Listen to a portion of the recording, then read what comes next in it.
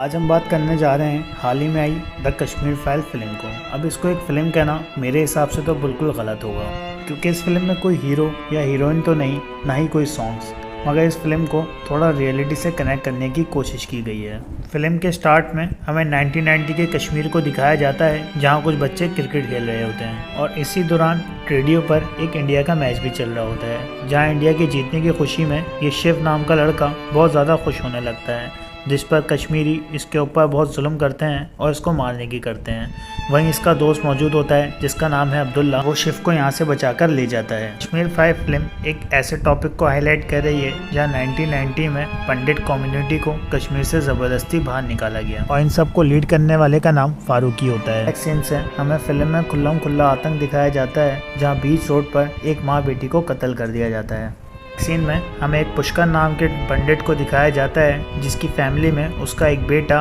और बहू और उसके 2 बच्चे हैं। इन दोनों बच्चों में से बड़े बच्चे को हमें फिल्म के स्टार्ट में क्रिकेट खेलते हुए दिखाया जाता है, जिसका नाम होता है शिव, और दूसरे छोटे बच्चे का नाम कृष्णा, जहां हमें पुष्कर को कश्मीर से बहुत ज़्यादा प्यार करता हुआ दिखाया गया है। नेक्स्ट सीन में हमें पुष्कर को दिखाया जाता है, जहां उसका पोता काफ़ी टाइम से घर नहीं आया होता और कश्मीर के हालात ख़राब होने की वजह से उसको फिक्र सताने लगती है। फिर पुष्कर अपने पोते को ढूंढने निकल जाता है, जहाँ उसको रास्ते में उसका पोता और उसके साथ उसका दोस्त अब्दुल्ला मिलता है, जहाँ वो छुपे हुए होते हैं, क्योंकि रास्ते में बहुत मारामारी हो रही होती है और वो बड़ी मुश्किल से अपनी जान बचाते हैं। दूसरी तरफ फारूकी को पुष्कर के घर जाते हुए दिखाया जाता है, जहां वो पुष्कर के बेटे को मारने जाता है। फारूकी के मुताबिक पुष्कर का बेटा एक आरएसएस का एजेंट है। पुष्कर का बेटा ये सब देखकर एक अनाज के ड्रम में ऊपर जाके छुप जाता है, मगर फारूकी को ये सब कुछ पता चल जाता है और फारूकी ऊपर जाकर उसकी बीवी के सामने उसके शौहर को गोलियों से भून देता है। और इतने में वहाँ पुष्कर भी आ जाता है, जो ये सब देखकर बहुत ज़्यादा रोने लगता है। और फिर फारूकी उसकी बीवी से कहता है,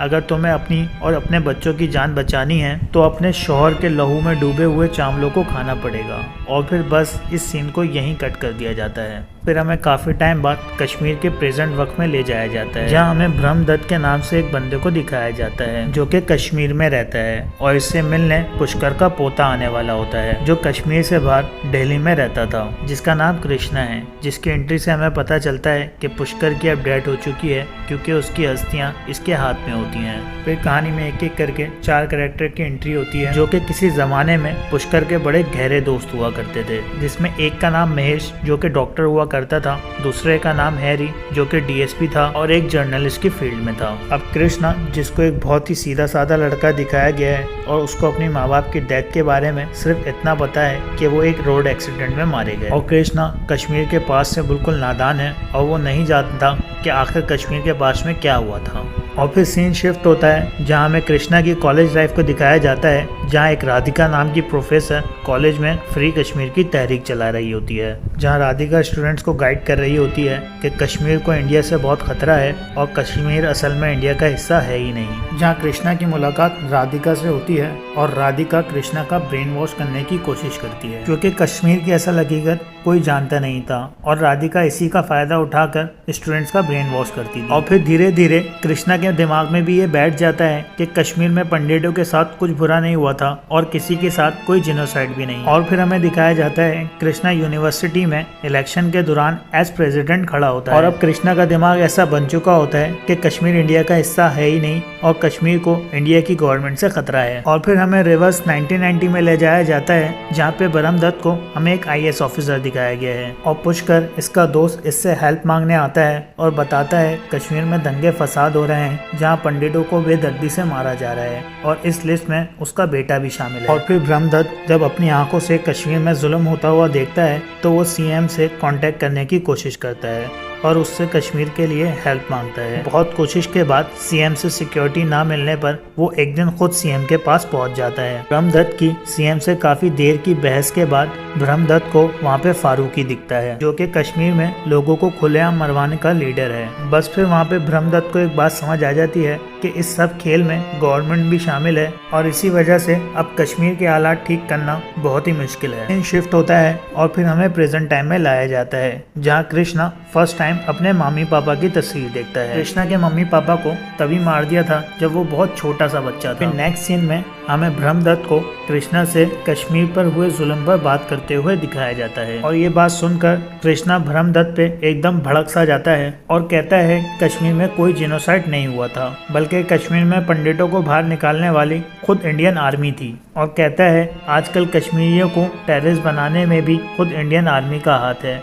क्योंकि अगर आप किसी के लड़के को रोड पर खुलेआम जीप से घसीटोगे तो वो बड़े होकर टेररिस्ट ही बनेगा। ये सुनकर ब्रह्मदत्त को एकदम गुस्सा आ जाता है और कृष्णा के सामने उसके माँ बाप की मौत की असल वजह उसके मुंह से निकल जाती है, क्योंकि कृष्णा को अभी तक यही लगता था कि उसके माँ बाप एक रोड एक्सीडेंट में मारे गए हैं। और फिर कृष्णा को कहानी सुनाते हुए हमें फिर से पास्ट में ले जाया जाता है और फिर सीन शिफ्ट होता है उसी वक्त में जहाँ फारूकी खून से भरे चावल पुष्कर की बहू को खिला रहा होता है और फिर वो अपनी और अपने बच्चे की जान बचाने के लिए वो चावल खा लेती है। बस फिर फारूकी इनको जिंदा छोड़कर यहाँ से निकल जाता है और फिर पुष्कर ब्रह्मदत्त को फोन करके बताता है उसके बेटे यानी कृष्णा के बाप को गोलियों से मार दिया गया है। और फिर ये सब होने के बाद पुष्कर अपनी बहू और उसके बच्चों को लेकर कश्मीर से अपने जर्नलिस्ट दोस्त के साथ निकल जाता है और पुष्कर एक ऐसे घर में पहुँचता है जहाँ पहले से ही बहुत सारे रेफ्यूजीज बनकर रह रहे होते हैं। और फिर कुछ देर के बाद घर के दरवाजे पे कुछ टेररिस्ट आते हैं। ये देखकर सारे रेफ्यूजीज एक जगह पर छुप जाते हैं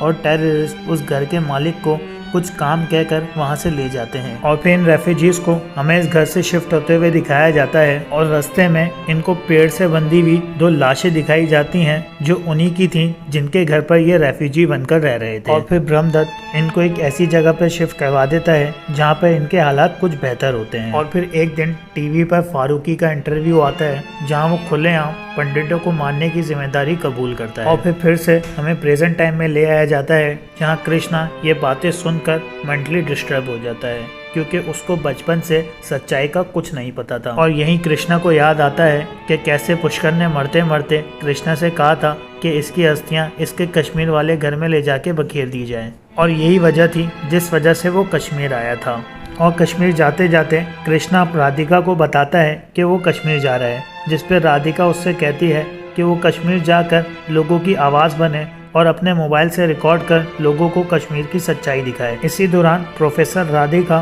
कृष्णा को फारूकी से मिलने के लिए एक कॉन्टैक्ट नंबर भी देती है और यहाँ हमें पता चलता है प्रोफेसर राधिका का फारूकी से बड़ा गहरा ताल्लुक है और इसी वजह से वो कॉलेज के स्टूडेंट्स का ब्रेन वॉश करती है। और फिर कृष्णा को हमें फारूकी से मिलने जाते हुए दिखाया जाता है, जहां कृष्णा की मुलाकात उसके भाई के बचपन के दोस्त अब्दुल्ला से होती है। फिर यहाँ हमें कृष्णा को फारूकी के रूबरू दिखाया जाता है, जहाँ फारूकी कृष्णा से कहता है उसने किसी पंडित को नहीं मारा और ना ही कश्मीर से जबरदस्ती बाहर निकाला है, बल्कि ये सब करवाने वाली इंडियन आर्मी है और नाम फारूकी का बदनाम करती है। ये सब सुनने के बाद कृष्णा का दिमाग फिर से घूमता है और वो फारूकी को सही समझने लगता है, जिस पर कृष्णा ब्रह्मदत्त से आके बहुत झगड़ा करता है और उसको सुनाता है कि किसी पंडित को कश्मीर से ज़बरदस्ती नहीं बाहर निकाला गया था और कश्मीरी पंडितों को मारने वाले खुद इंडियन आर्मी ऑफिसर्स। ये सब सुनने के बाद ब्रह्मदत्त को बहुत गुस्सा आता है और वो कृष्णा के सामने सबूत समेत सारी सच्चाई को रख देता है, जिसमें कश्मीर में पंडितों को मारने वाले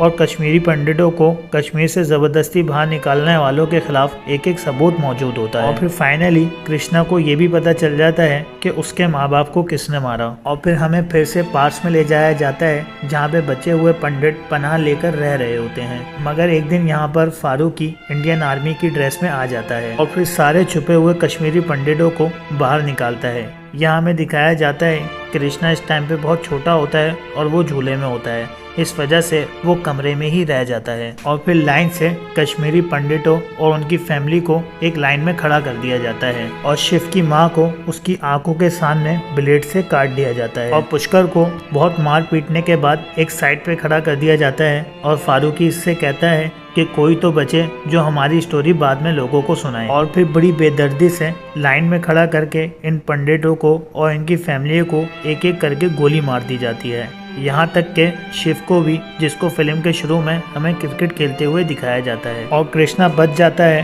क्योंकि वो उस वक्त बहुत छोटा होता है और कमरे में एक झूले में पड़ा हुआ होता है। और फिर फिल्म के एंडिंग में हमें फिर से प्रेजेंट टाइम में ले जाया जाता है, जहाँ कृष्णा को हमें कॉलेज में दिखाया जाता है और कॉलेज इलेक्शन के लिए स्पीच करने आता है, जहां राधिका समझती है कि वो उसके फेवर में बात करने वाला है, मगर कृष्णा असल सच्चाई जान चुका होता है और वो यही सच्चाई सबके सामने अपनी स्पीच के जरिए रख देता है। दैट्स इट, फिल्म यहीं ख़त्म हो जाती है। अगर वीडियो अच्छी लगे तो ज़रूर सब्सक्राइब करते जाइएगा।